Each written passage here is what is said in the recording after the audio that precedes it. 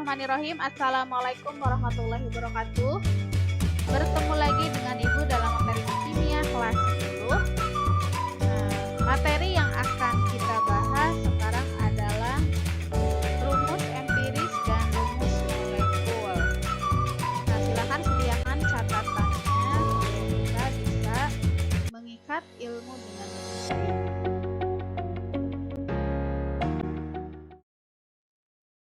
Mungkin kalian sudah tahu apa yang dimaksud dengan rumus molekul. Ini disebut dengan rumus molekul. Itu artinya rumus yang tidak sederhana ya. Kita lihat rumusnya ada C6H6. Ini merupakan rumus molekul dari struktur benzena. Bagaimana dengan rumus empiris? Rumus empiris adalah rumus yang paling sederhananya. Jadi kalian jika melihat ada rumus CH saja, itu bisa menjadi rumus molekul. Ini CH-nya bisa menjadi rumus M molekulnya C6H6. Kemudian ini disebut rumus empiris. Rumus empiris itu tersendiri adalah rumus empiris per N sama dengan rumus molekul. Maksud N di sini adalah rumus yang paling sederhana untuk CH.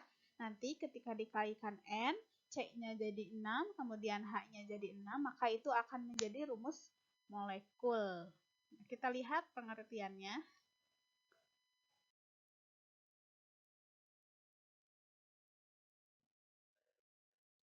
Rumus empiris merupakan rumus yang paling sederhana dari suatu molekul yang menunjukkan perbandingan atom-atom penyusun molekul. Jadi kalau yang paling sederhana sudah tidak bisa disederhanakan lagi, itu disebut dengan rumus empiris. Untuk rumus molekul karena bisa lebih dari 1, 2, 3, itu tidak bisa diartikan sebagai rumus empiris. Rumus empiris dapat digunakan untuk menunjukkan rumus molekul apabila tidak ada informasi tentang massa molekuler relatif suatu senyawa. Berdasarkan rumus yang tadi, rumus empiris, rumus yang paling sederhana itu dipangkatkan dengan N sama dengan rumus molekul. Nanti yang tadi itu contohnya rumus molekulnya C6H6 dan rumus empirisnya adalah CH saja.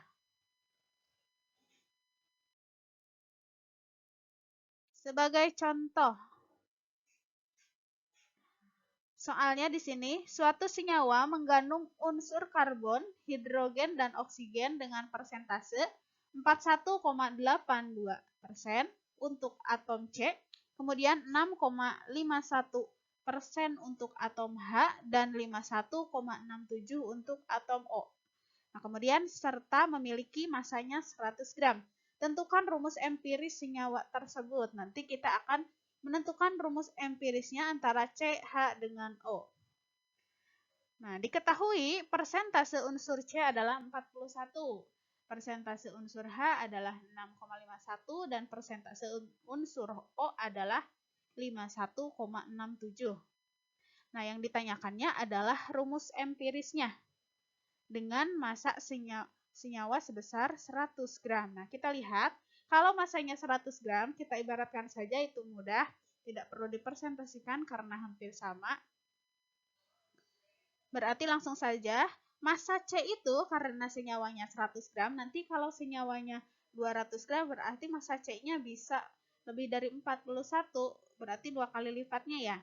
Untuk massa C, di sini 41,82 gram, untuk massa H 6,51 gram, untuk massa O adalah 51,67 gram.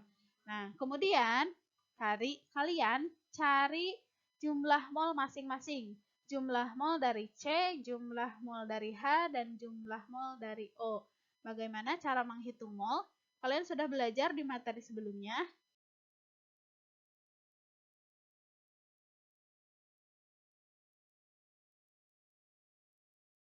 Untuk menghitung jumlah mol C, tinggal massa C dibagi massa molar. Massa molar C itu adalah AR-nya, 41,82 gram per 18 gram. Hasilnya adalah 3,485 mol. Itu untuk mol C. Kemudian untuk mol H, massa H yang tadi 6,51 gram per 1 gram per mol. Karena massa molar H itu adalah 1 gram per mol. Kalau tidak ada datanya, bisa dilihat di tabel periodik. Hasilnya adalah 6,51 mol. Dan yang terakhir untuk mol oksigen, massa oksigen per massa molar oksigen yaitu 51,67 gram per 16 gram per mol. Hasilnya adalah 3,229 mol. Nah, maka didapatkan di sini karena perbandingan jumlah mol menyatakan perbandingan jumlah suatu atom. Maka perbandingan jumlah mol dapat digunakan untuk menentukan rumus empirisnya. Nah, menentukan rumus empiris kita lihat, kita perbandingkan mol C berbanding mol H berbanding mol O. Atau sama dengan atom C berbanding atom H berbanding atom O. Nilainya 3,485 berbanding 6,510 berbanding 3,229. Maka perbandingan dari atom C, H, dan O adalah jika diperbandingkan dengan bilangan bulat yang sederhana itu adalah 1 berbanding 2 berbanding 1. Itu perbandingan atom C, berarti atom C-nya 1, atom H-nya 2, atom O-nya 1. Nah, dengan demikian rumus empiris senyawanya adalah CH2O. Karena jumlah perbandingan C-nya 1, maka dia atom C-nya 1, H-nya 2. Maka kita tulis indeksnya 2 dan oksigen 1.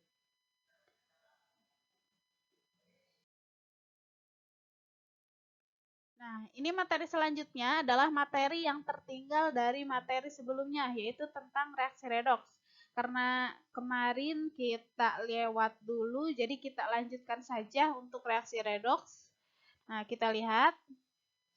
Masih ingatkan tentang konsep dasar reaksi redoks? Semuanya konsepnya ada 3.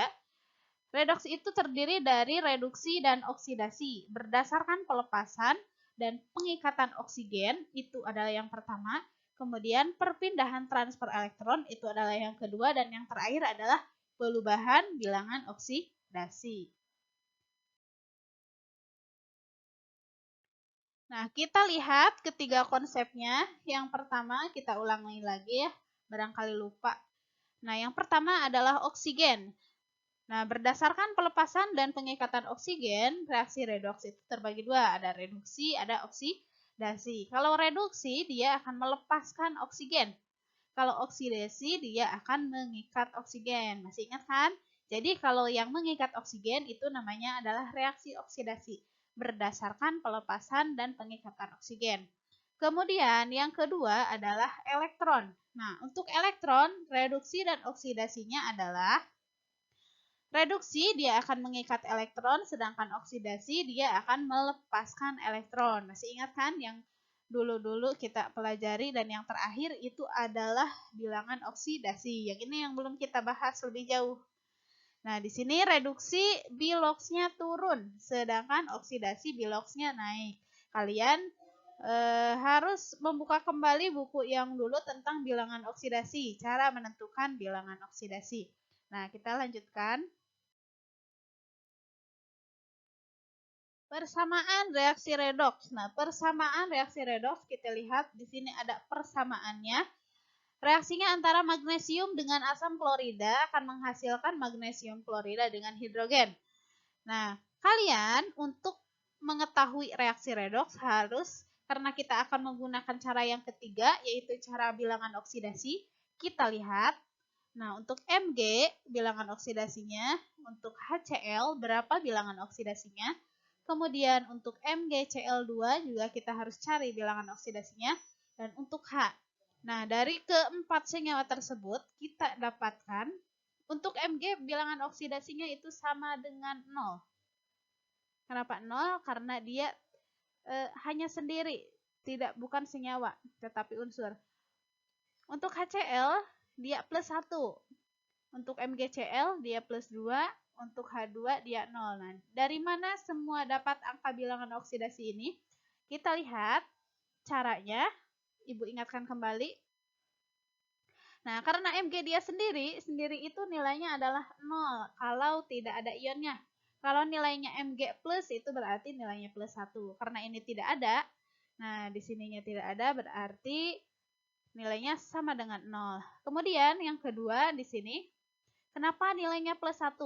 Yang kita akan cari adalah unsur H, bukan unsur Cl. Nilai H itu adalah plus 1.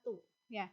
Kemudian nilai Cl itu sama dengan min 1 sama dengan 0. Ini sudah terlihat karena tidak ada ion positif atau negatif, maka nilainya sama dengan 0. Nah, dihasilkan nilai H, bilangan oksidasinya adalah plus 1. Kemudian untuk MgCl2 yang ditulisnya plus 2, kenapa? Karena yang kita cari adalah Mg-nya, bukan Cl-nya. Nah, untuk Cl-nya, bilangan oksidasinya itu adalah min 1 ya, karena Cl-nya ada 2. Tetapi karena di sini kita akan mencari Mg, jadi yang dituliskannya hanyalah plus 2. Nah, kenapa sama dengan 0? Plus 2 ditambah min 1 kali 2, hasilnya adalah sama dengan 0. Nah, kalau masih lupa, ingat-ingat lagi mungkin beberapa bulan ke belakang kita pernah mempelajari tentang persamaan reaksi redoks. Dan yang terakhir ini H, karena dia sendiri berarti nilainya sama dengan 0. Nah, berdasarkan bilangan oksidasi yang ini, ada 0, ada plus 1, ada plus 2, ada 0.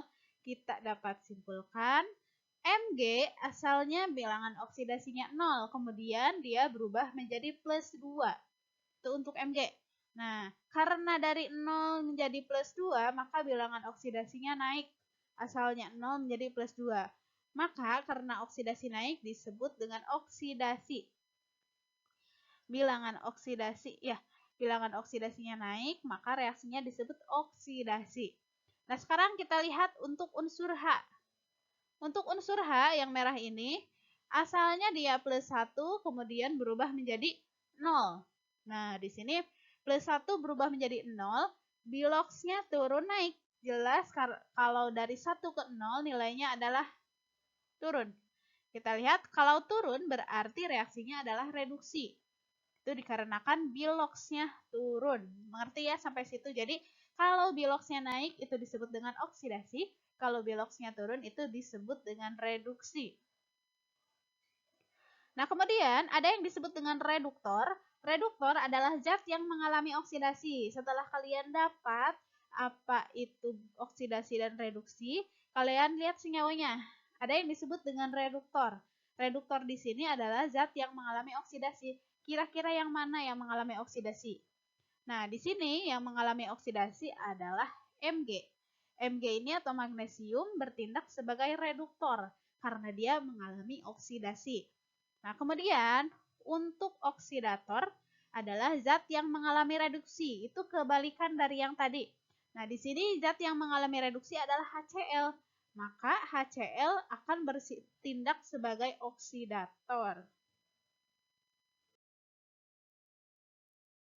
Nah, berdasarkan reaksi yang tadi, ini reaksinya, maka kita dapatkan, nah, reduktornya adalah Mg, kemudian oksidatornya adalah HCl, kemudian hasil oksidasinya adalah MgCl2, dan hasil reduksinya adalah H2. Jadi kalau hasil oksidasi dan hasil reduksi itu ada di produk ya, atau di sebelah kanan panah.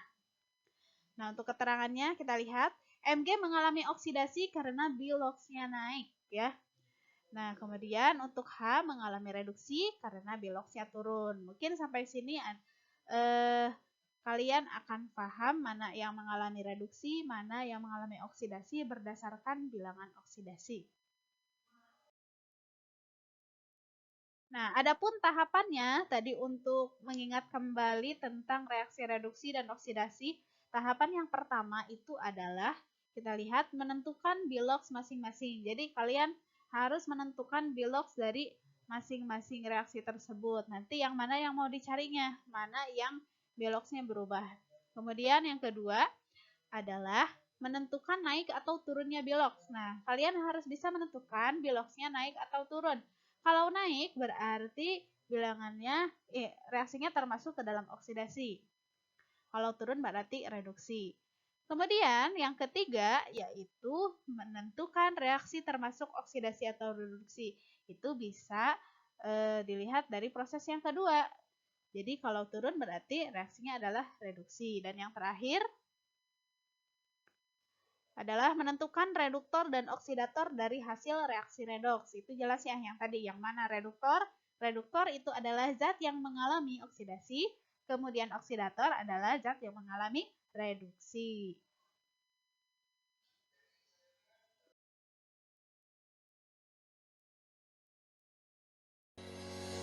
Nah, ini untuk latihannya, latihan soal ada 3 soal. Yang pertama, tentukan RE. RE